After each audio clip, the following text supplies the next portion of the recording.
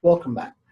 Actually, after I realized that I recorded the first two compounds for the nucleophilic, I realized I had one more that I wanted to show you. Now, if you see that the reactant is exactly the same, and each time our nucleophile is what is different. Again, sodium is a spectator ion. It doesn't have any impact.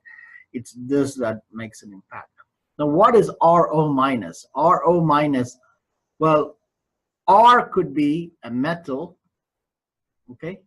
Or R could be an ethyl. R could be a propyl.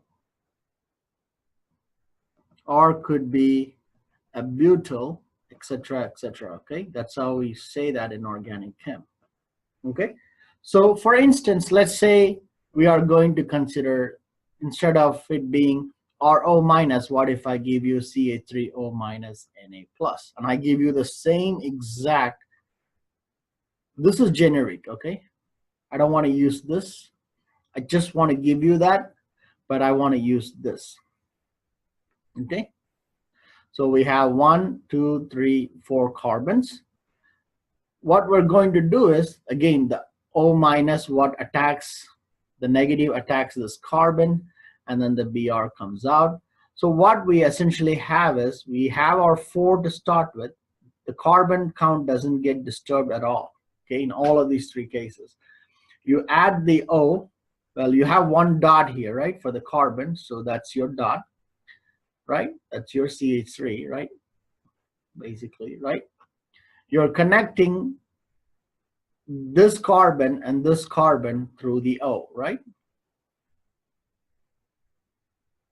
Connecting this dot and this dot on this carbon through the O. This is called an ether. We have not named them because I think I meant when I recorded this video, I said we would learn after we finish doing this. Okay, I think it makes more sense now. So this is an ether. So all you are going to do is, let's do one more. So say I have 1, 2, 3. This is the Br. That means I'm only starting with 3. Plus, say this time I give you this. Oh, it's no different. The O minus attacks this carbon and the Br comes out, right? So that means you start with your 3 dots, leave them be, and you have 2 dots. Keep in mind the CH2, CH3. This is the way you write it. You don't do CH3, CH2. That's not right, right? You wonder why? You connect it through the oxygen, right? So essentially what we have here is 1, 2, 3, O, and then another dot.